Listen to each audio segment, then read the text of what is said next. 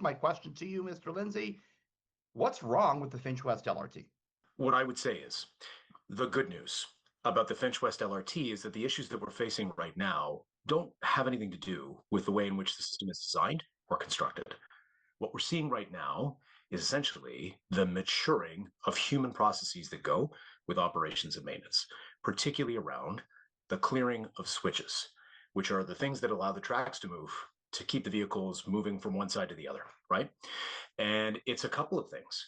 It's about our private sector partners at Mosaic Transit Group and the protocols that they have in place and the subcontractors that they have to clear snow.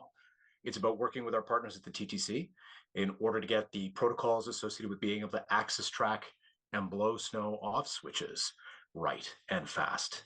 It's about working with the City of Toronto to make sure that city plows aren't inadvertently pushing snow back onto the alignment on heavy snow days like the ones we had on the 15th and the 16th. So I would say that is the good news, is that this is all about how various parties and partners working together can improve the reliability of the system during this bedding in period where we ramp up passenger service.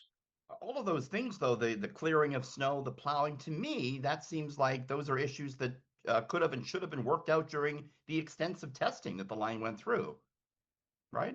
I wouldn't dispute that, right? The testing was good, very solid, showed the reliability and the performance of the system as designed. But let me just say, on behalf of the various partners associated with this line, you're right. We've got to be better in respect of what these processes look like. Now, we've tried, I think, as a partnership, Metrolinx, TTC, Mosaic, City of Toronto, to talk about how, once you put passengers on the line and you're operating a full service, that there would need to be a bedding in period where you would watch these processes get better and better. But that's what has to happen. And it is the collective responsibility of all the partners to make sure that that's so.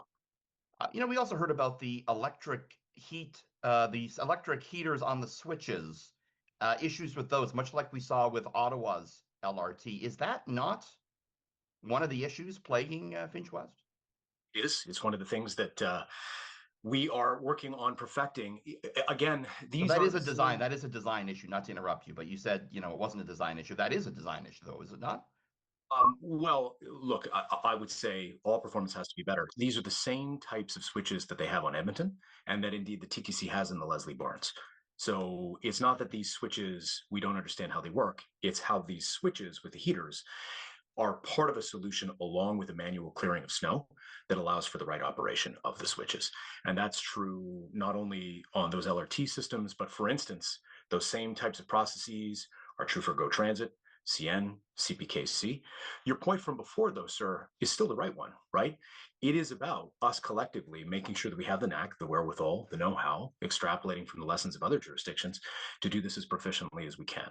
And that is where collectively we're falling down and we have to get better.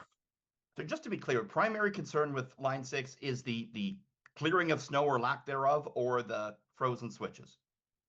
It's how the lack of maintenance processes and performance, and I'm going to call out our partners at Mosaic Transit Group, the private sector partners that we're working with right now, it leads to frozen switches because the heaters that are within these switches are part of the solution to keeping them clear of snow and ice.